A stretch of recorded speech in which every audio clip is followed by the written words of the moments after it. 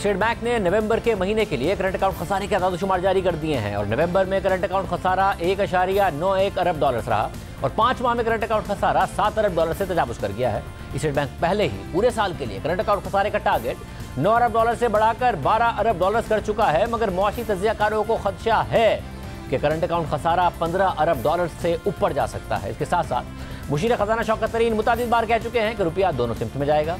सट्टेबाजों को वार्निंग भी दे चुके हैं, गवर्नर स्टेट बैंक भी कह चुके हैं और अब स्टेट बैंक ने नए इकदाम भी किए हैं, मगर डॉलर आज भी 178 रुपये से ऊपर ही रहा। और डॉन में शाहिद इकबाल की खबर के मुताबिक दुबई में हवाला ऑपरेटर्स 187 से 189 रुपये पर डॉलर बेच रहे हैं, जिसकी वजह से मुत्तहिदा अरब अमारात से आने वाली तरसीलात ज़र यानी रेमिटेंसेज में ऑफिशियल जराए से कमी आ रही है।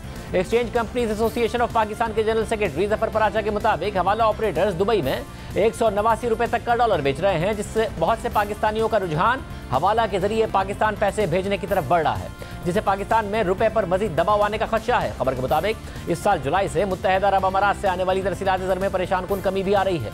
जुलाई में मुत्तहिदा अरब अमारात से 530 मिलियन डॉलर आए, अगस्त में कम होकर 512 मिलियन डॉलर हो गए, फिर सितंबर में 502 मिलियन डॉलर और फिर अक्टूबर में 455 मिलियन डॉलर और नवंबर में 452 मिलियन डॉलर रह गए। खबर के मुताबिक दुबई में डॉलर महंगा होने की एक वजह यह है कि अफगानिस्तान और सेंट्रल एशिया के कुछ ममालिक में पाकिस्तान से की जाने वाली दरामदाद की अदायगी हवाला मार्केट से डॉलर खरीद कर की जा रही है। अफगानिस्तान में तालिबान हुकूमत आने और बैरूनी पाबंदियों के बाद डॉलर्स नहीं हैं, इसलिए हवाला मार्केट से डॉलर खरीदे जा रहे हैं, जो रुपए पर मजीद दबाव का बाइस बन रहे हैं। रुपए की कदर मुसलसल गिरने के बाद स्टेट बैंक ने पहले भी पाकिस्तान में एक्सचेंज कंपनीज पर सख्तियां की कि डॉलर्स खरीदने के लिए बायोमेट्रिक वेरिफिकेशन हो और शनाख्ती कार्ड की शर्त हो, मगर अब स्टेट बैंक ने मजीद सख्तियां कर दी हैं, जिसके मुताबिक एक्सचेंज कंपनियां इस बात को यकीनी बनाएंगी कि कोई एक शख्स एक दिन में $10,000 से जायद की करेंसी ना खरीद सके और एक पूरे साल में $1,00,000 से जायद कैश की सूरत में ना खरीद सके।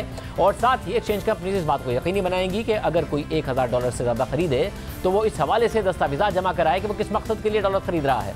इससे खदशात भी पैदा हो रहे हैं कि कहीं मजीद पैनिक ना पैदा हो, मजीद लोग अनऑफिशियल तरीके से बैरूनी करेंसी लेने की तरफ ना राग़िब हो जाएं।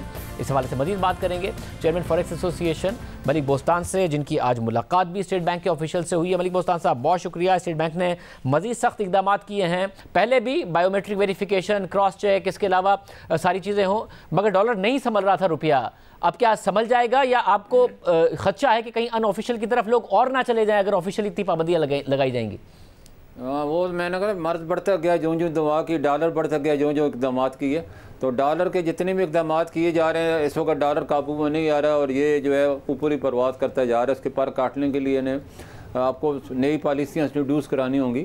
और ये जो आपने स्टेट बैंक ने आज हमारी मीटिंग भी थी, जूम मीटिंग थी डिप्टी गवर्नर अनैस साहब से और उनके जो फॉरेन एक्सचेंज डिपार्ट था, तो उन्होंने इसके ऊपर ब्रीफिंग दी और हमारे खदशात थे वो हमने उन्हें बताया कि देखो तालिबान जब से आए हैं अगस्त में हमारी वर्कर इंडेक्स मुसलसल 10 से 20 करोड़ डॉलर पर मंथ गिर रही है। उसकी गिरने की वजह यह है कि जो हमारा एक्सपोर्टर है पाकिस्तानी, उस पर यह पाबंदी है पाकिस्तान की तरफ से कि वो एडवांस के तौर पर अपने अकाउंट में डॉलर जमा कराए या उसके अकाउंट में कैश डॉलर आने चाहिए या बाहर से रेमिटेंस आनी चाहिए, तब जाके वो एक्सपोर्ट कर सकता है। अब पहले अफगान जब अमेरिका तालिबान से पहले हर महीने उनकी हुकूमत को और तनख्वाहें देने के लिए डॉलर अमेरिका और नेटो और यूरोप सपोर्ट करता था और 3 अरब डॉलर हर महीने उन्हें मिलते थे और पाकिस्तान बेचने आते, पाकिस्तान में रेट ज़्यादा था। अब क्योंकि उनके अकाउंट भी फ्रीज हैं और इमदाद भी बंद हो गई है, तो उनके पास डॉलर तो क्या खाने को कुछ नहीं है।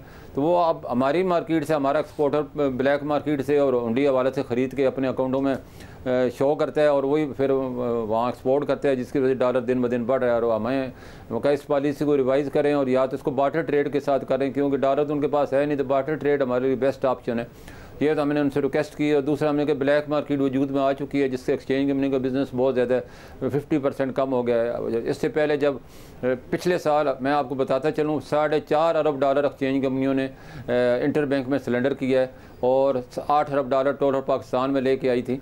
तो एक्सचेंज कंपनी का बड़ा रोल है पाकिस्तानी रुपए को मुस्तकम करने में। क्या एक्सचेंज कंपनीज पूरी तरह इंप्लीमेंट कर रही हैं जो भी स्टेट बैंक ने कवानीन बनाए हैं, या फिर अगर ऑफिशियली इंप्लीमेंट कर रही हैं तो अनऑफिशियली अगर कुछ महंगा 2-3 रुपए महंगा करके पाकिस्तान में भी एक्सचेंज कंपनीज की तरफ से इस वक्त बेचा जा रहा है, जिसकी वजह से इस वक्त प्रेशर कायम है अपनी जगह पर? नहीं, एक्सचेंज कंपनी देखो ये जितने का डॉलर ख़रीद रही हैं उसे मतलब 1% ऊपर में बेच रही हैं ये। और इंटर बैंक अब 178 है और एक्सचेंज कंपनी का रेट तकरीबन 180 और 81 के दरमियान चल रहा है। लेकिन ब्लैक मार्केट का रेट आज भी जो था 185 के करीब था और वहाँ जो था काबुल में वो 190 और दुबई में 195 रुपये चल रहा था। तो ये सबसे बड़ा दर्द नासूर है पाकिस्तान के लिए, पाकिस्तान की मैशत के लिए, पाकिस्तानी रुपये के लिए। आपको लगता है कि इस्तेहकाम कुछ आएगा?